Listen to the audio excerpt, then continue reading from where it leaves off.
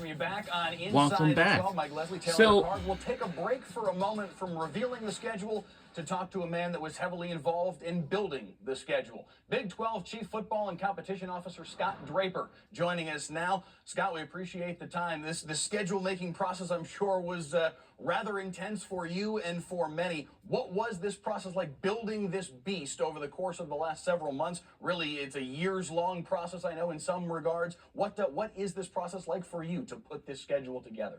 Well, first of all, it's great to see you. Thanks for all the work that you guys do in revealing our schedule to our fans. It is a beast, and it is something that we do spend the entire year building. Mostly because there's nuances to every schedule and every year. Certainly this year, with the London game being played. So really, my job was then to work with our team and our partners to find the best dates for those games to be played.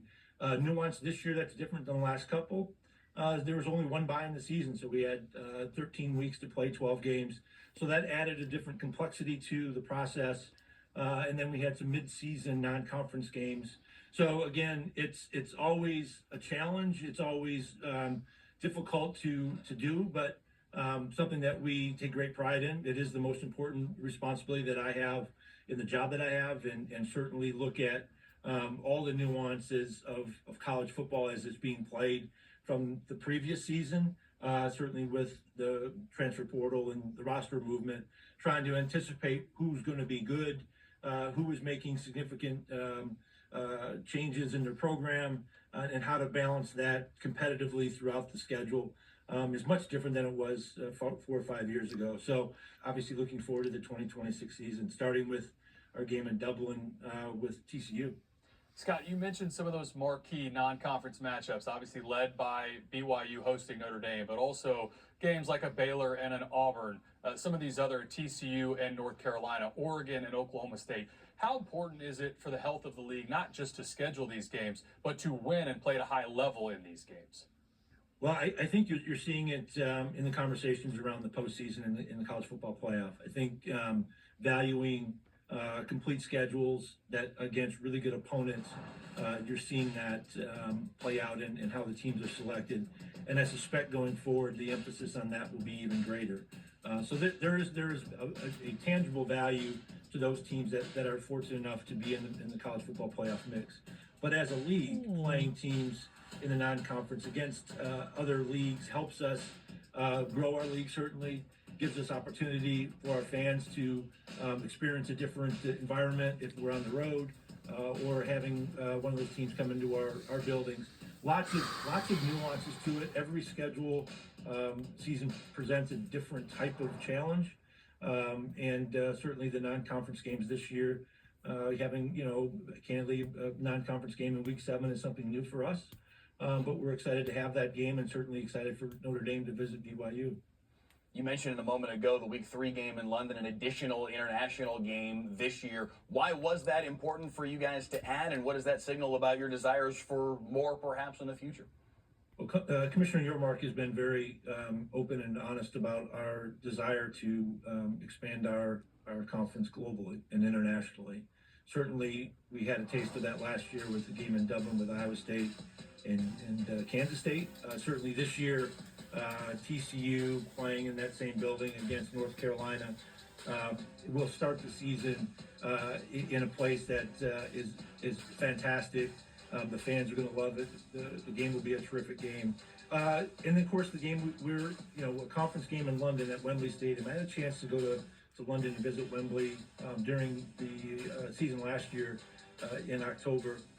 Iconic building, and for us to have the first college football game in that building is something that says a lot about our fans, the profile of our conference, and certainly the two teams participating in Kansas and Arizona State. So it fits what we're doing.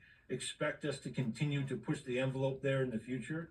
Expect us to continue to find ways to play internationally. That's something that we've been very open and honest about.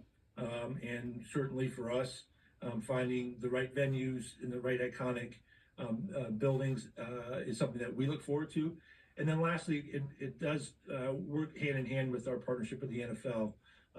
following our announcement this past season with the NFL on partnering on an international strategy.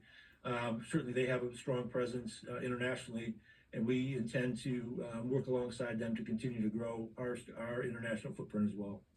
Scott, there are a number of key rivalry matchups throughout the season, and would love to get your insight on how does it benefit the league as opposed to having these games all on rivalry weekend in the last week of the regular season. The Big 12 has spread these out, and there's a number of weeks that have rivalry games throughout the season. How does that benefit the league, and what is the thought process that goes into spreading these rivalry games out?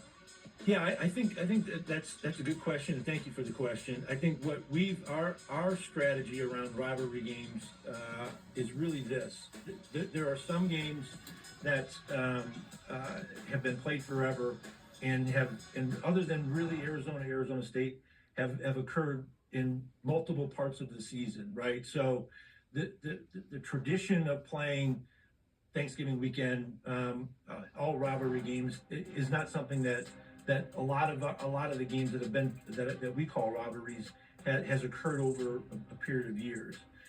So there's some history and tradition that we want to continue to maintain. But from the value to the league and why those games are important, certainly they're important to the participating schools and their fan bases. But it's important that we showcase those games in the best windows and the best opportunities for the most people around the country to see them. And I look forward to not only the games that are traditional rivalry games, but the games that are starting to build because of the transition of members over the last few years. Well, Scott, you guys did a terrific job with the schedule. We are already counting down the 7 some odd months that we've got to wait until we can get it back rolling again. Thank you so much for the time, and thank you for your work in making a day like this happen. Appreciate it, guys. Thank you. All right, still to come, 4 more schedules to get to, and some Yeah, 4 more schedules coming your way. Conference to talk about. Texas Tech looking to reload for another playoff run, and can Utah keep the momentum going with a new head coach at the helm? We'll be right back here on the other side.